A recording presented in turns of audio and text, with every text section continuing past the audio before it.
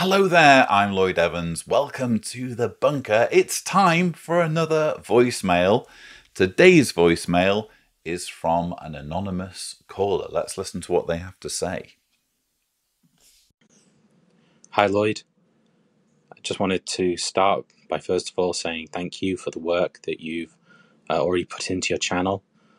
It's clear that it's having a positive impact and a meaningful impact, and I think you can be really proud of what you've done and what you've achieved so far, and hopefully what you will achieve in the future. Just to give you some background as to the reason I reached out to contact you. Currently, I'm mentally awake, but physically very trapped. I currently serve as an elder in the congregation.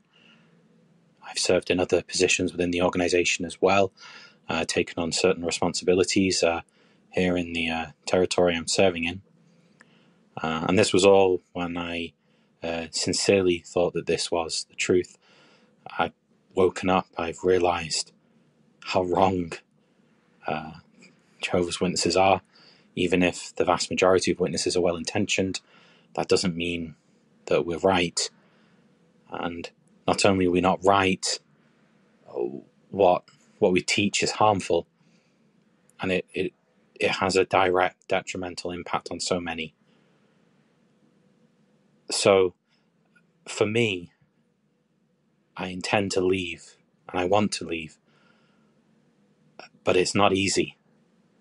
And as I'm recording this, I've taken a couple of attempts to record this, because I realise how much of a coward I must sound. I intend to stand down as an elder at some point and to begin some form of fade. But as you'll know, as an elder in the congregation, there's not really a dignified and discreet way to stand down. They make sure that it's painful, that it's noticeable. And I'm sure it's the same if you were to leave Bethel or another assignment. So my question, finally getting to the question, is, I guess, do you have any advice for those who are maybe in a similar situation to me, where we know that we need to stand down, we need to leave, but we're worried about there being too much heat on us and too much attention put on us? If you have any advice on how to leave as discreetly as possible, that would be amazing, and I'd really appreciate it. And I'm sure many others would as well. I know it's being covered in one of your previous books, but if you've got any new thoughts on it, or anything that you think is of particular interest, I'd really appreciate your input. So thanks for listening to what's turned into a very long message. Again, keep up the good work, and as you can see, good results are coming from this. So thanks again, and have a good day. Well, thank you very much indeed for that message. I think you're incredibly brave for sending in that voicemail. And, as I make clear at the end of every voicemail video, you need to make it clear if you don't want me to play it on the channel, and it seems that you're happy for me to do that because you haven't told me not to. And yeah, incredibly brave of you to speak out like this as someone who is an awakened elder. I notice as well a northern accent, a northern English accent. So yeah, I derive some kind of pleasure, I must say, from the thought that I'm reaching through to people back home, because to be honest, there aren't that many people who I knew or who knew me as a Jehovah's Witness from my area who've reached out. There's one or two, but nowhere near as many as I would like. So it's lovely to hear someone reach out like this, despite being in a situation where there's a lot at stake. So I really do commend your courage and bravery, because what's happening here is you are helping a lot of fellow elders, fellow awakened elders, realize that they are not alone. And almost certainly there's going to be others watching this who are in the exact same situation that you're in, which is why I'm featuring it on the channel, because I think, we need to discuss this particular issue and what to do in this situation rather.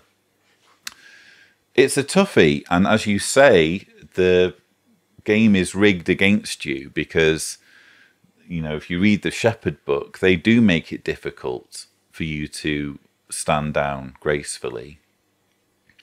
I guess in your situation, and just by the way, I've noticed that in a small contingent of ex-Jehovah's Witnesses, there is a lot of vitriol and animosity towards anyone, either a current Jehovah's Witness or a former Jehovah's Witness who served as an elder, because people are so triggered by what they went through at the hands of elders. They just automatically assume that anyone who was in that position, or especially who is still in that position, they must be a terrible person, And, I'm talking about myself here. I've even had people who kind of hold it against me that I was once an elder.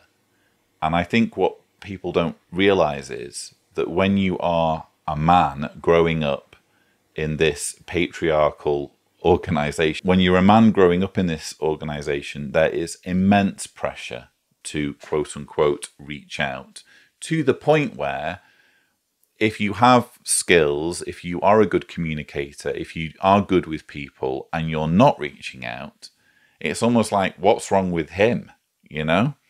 It's almost creating undue attention.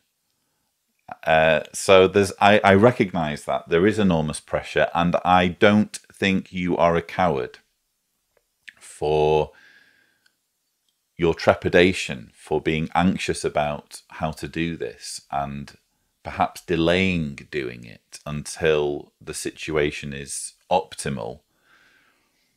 How would I do it in your situation? I suppose I would be as strategic as possible, especially in recognizing that the experience you have with your fellow elders in the congregation where you have spent many years is going to be different than it would be perhaps in a new congregation with elders who don't really know you, and their only knowledge of you is going to be perhaps a shining letter of recommendation.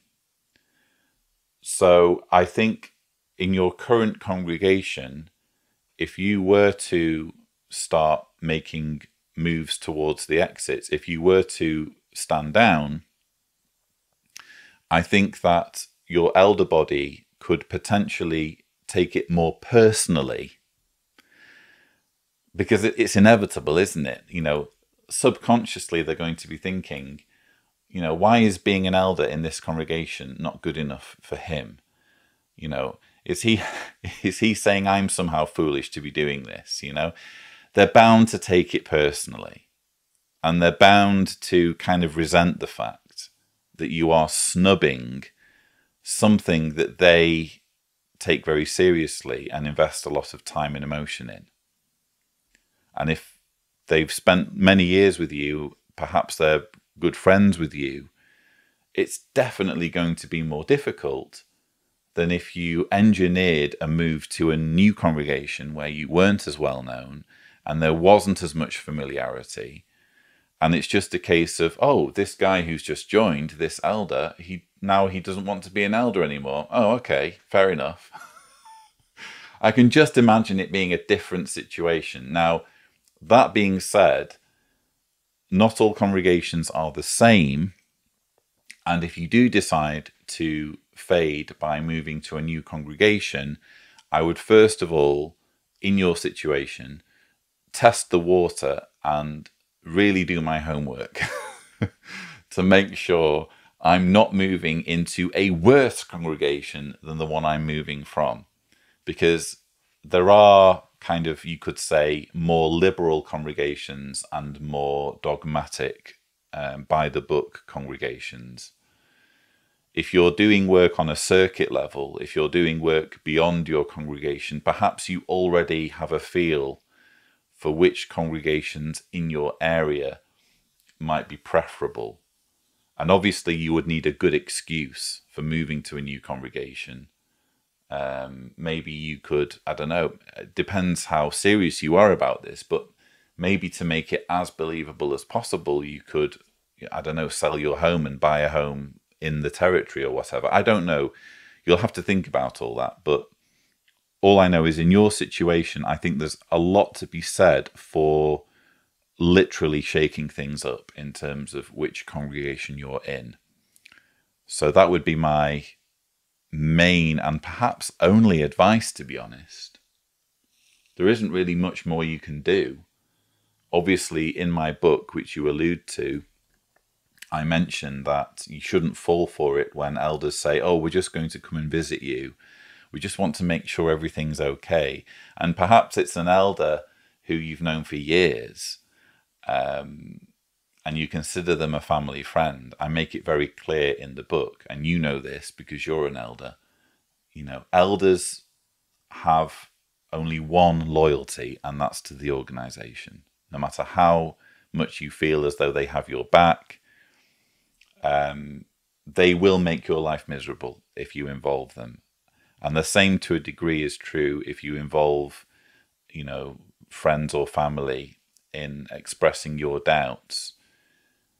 One of the things I did, or one of the mistakes I made when I was first leaving, was to try and email people, email friends of mine who I was especially close to, I think the majority of whom were elders, and almost trying to kind of reach out to them and reason with them as though they were going to agree with me. And that would be a big piece of advice I would have to anyone, regardless of what position you're in, whether you're an elder or not and you're considering fading.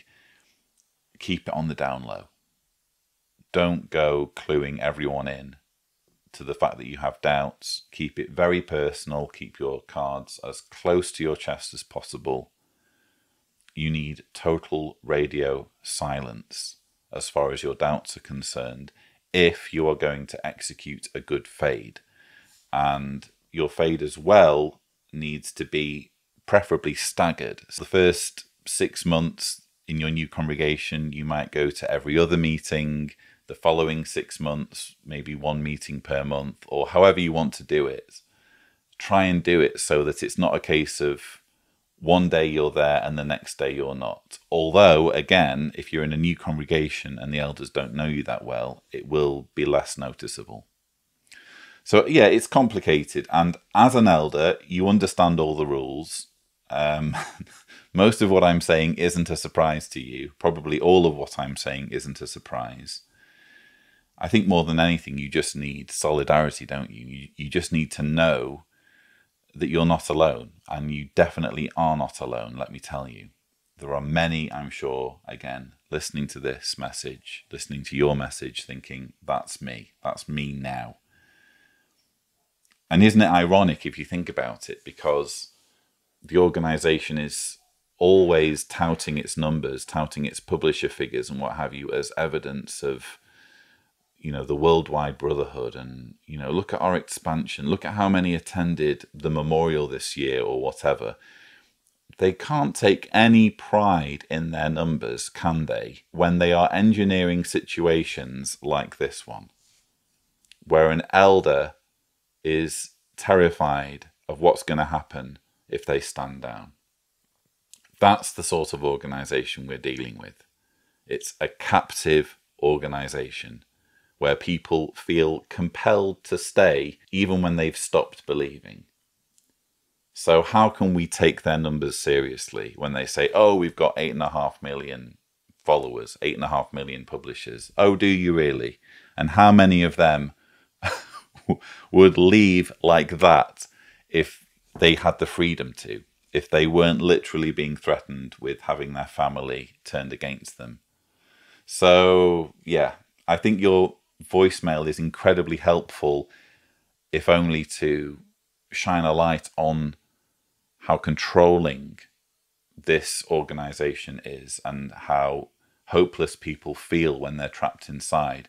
But I'm sure you have it in you to part ways. It may take a bit of strategizing. It may take lots and lots of patience. There's that verse, cautious as serpents, innocent as doves, which I think applies to fading. But you'll get there. You will manage it. And again, thank you for your bravery in speaking out.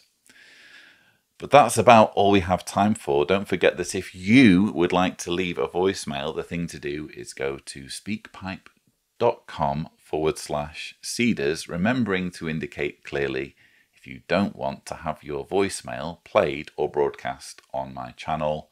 But that's it. Don't forget to subscribe to the Lloyd Evans channel for more such videos. And as always, thank you for watching.